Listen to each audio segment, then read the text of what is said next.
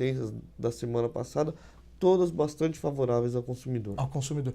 E é importante deixar claro também, doutor Marcelo, que o consumidor que está passando por essa situação não é o fim do mundo. Ele tem como reverter esse momento, não tem? Sim, ele tem como reverter esse momento buscando essa ajuda judicial. Se o imóvel estiver atrasado, eu entrar com uma ação na justiça, vai fazer com que o imóvel seja entregue de forma imediata? Não tem como. Não tem jeito. Não adianta imaginar que ingressar com uma ação vai fazer a obra andar, ser concluída de imediato, porque depende de um fluxo natural da construção. O que ele vai ter direito é essa indenização pelos prejuízos que ele sofreu. Por isso que é interessante também guardar recibos de aluguel, guardar recibos de guarda-móvel, convite de casamento, tudo aquilo que ele for tendo de prejuízo, mudança que ele teve que fazer de uma casa para outra, tirar fotografia do lugar onde ele está morando provisoriamente. Tem gente aqui que mora de favor na garagem da casa do amigo acampado. São absurdos assim que as empresas, depois de fechado o contrato, elas tratam o consumidor como uma planilha. Você é o contrato número X. Mas atrás de cada contrato imobiliário tem uma vida, tem uma família em jogo que está sofrendo, está passando por um período extremamente difícil e precisa, de alguma forma, ter resolvido essa situação. Em casos extremos, a gente consegue, inclusive, liminares para que, desde que consiga provar a situação de desespero daquela pessoa, para que a construtora pague o aluguel para aquela família durante o período de atraso das obras. As cláusulas de prorrogação inseridas nos contratos, elas são legais, doutor?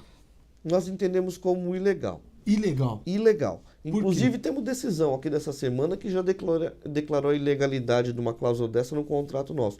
Porque elas não permitem um equilíbrio entre as partes. É o que eu estava te falando agora há pouco. Se o consumidor atrasa qualquer das suas obrigações, ele é condenado a pagar uma série de taxas, de juros, enfim, ele tem um encargo financeiro por conta desse atraso. Por outro lado, a empresa coloca de forma unilateral num contrato de adesão que ela pode atrasar o imóvel sem nenhuma contrapartida ao consumidor. Falta equilíbrio nesse contrato.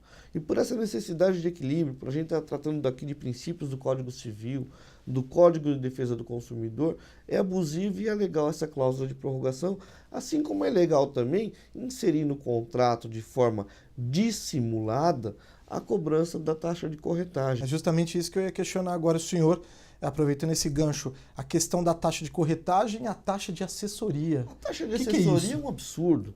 É uma venda casada, eles impõem a você uma empresa para analisar o contrato que ele está te dando, para uma assessoria jurídica que normalmente não é prestada, e pior, por um profissional que você não conhece, que não é da sua confiança, que é contratado pela empresa que está te vendendo. Você não contratou nada. Você não contratou, eles dão o lobo para cuidar do galinheiro. E a taxa de corretagem, ela deve ser necessariamente paga por aquele que se prestou o serviço, por aquele que contratou o serviço de corretagem. Quem contrata o corretor é a empresa que está vendendo. E nesses casos eu arrisco a dizer que não existe nem a corretagem propriamente dita, e sim a venda direta. Mas normalmente essas taxas, elas são inseridas nos contratos e sobra para o consumidor isso? De forma dissimulada, o que é pior. Como acontece isso? Como o consumidor pode identificar essa taxa? Porque, na verdade, você vai comprar um imóvel de, novamente, o hipotético, 100 mil reais, o vendedor te fala no momento, quanto custa esse imóvel? 100 mil reais, se o senhor paga facilitado, o senhor vai dar 10 mil de entrada. Depois, quando você recebe o contrato, que normalmente você só assina ele lá e essa pseudo-assessoria te diz que está tudo em ordem, você acaba nem lendo todas as cláusulas, se assina e só vai recebê-lo em casa depois de 2, 3, 4 meses de assinado, você vai ver e falar, ué, mas eu compro um apartamento de 100 e aqui está constando 95 no contrato. E daí você vai entender o que é isso, você vai ver que você pagou o corretagem, o prêmio do coordenador, o prêmio do supervisor, o prêmio não sei de quem, taxa de assessoria. a taxa de assessoria, o cafezinho que te serviram lá na hora. Então, eu não posso imputar ao consumidor uma obrigação que seria minha e pior, de forma dissimulada. E como eu te disse, eu até arrisco a dizer que não há corretagem, e sim venda direta. Não existe aquele serviço de aproximação do corretor que vai lá, fala, Eduardo, eu vou procurar um imóvel para você e vou te apresentar para um imóvel. Você passa lá e vê toda aquela festa, você é atraído pela publicidade. Chegando lá, você não escolhe corretor A, B ou C para te atender. Alguém na recepção vai te dizer, o fulano vai te receber. Então não é nenhum profissional contratado por você, de sua confiança, e você não foi atraído por um corretor, você foi atraído pela propaganda. Isso é venda direta. Não tem que cobrar taxa de corretagem. Não tem taxa nesse meio campo aí. Não tem. E mesmo que tivesse que falar em corretagem, quem contratou o corretor foi a empresa e não você. Doutor, meu tempo está chegando ao fim, vou precisar encerrar o programa, mas antes eu queria te fazer uma última pergunta. Esse boom imobiliário que nós estamos acompanhando, estamos vendo na capital paulista e também no interior do estado de São Paulo, favorece o aumento do número de processos judiciais? Eu não diria que favorece, mas eu diria que provoca o número de processos judiciais.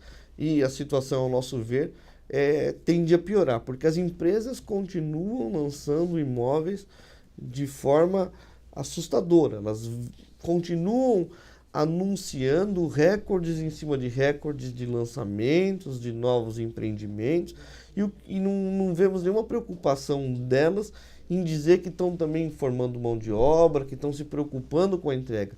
O que eu lanço hoje vai me dar problema daqui a 3 anos.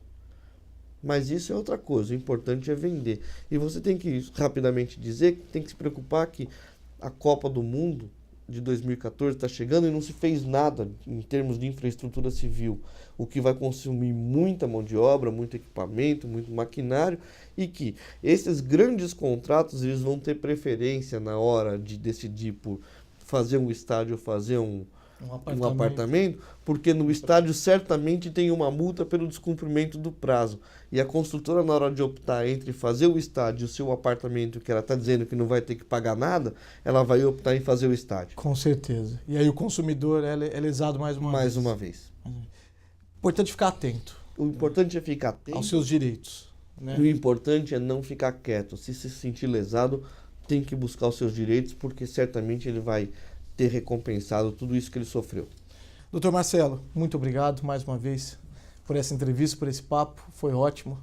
Até uma próxima oportunidade. Agradeço a vocês e agradeço a oportunidade aí, muito obrigado. O prazer é nosso, eu queria agradecer também a sua companhia.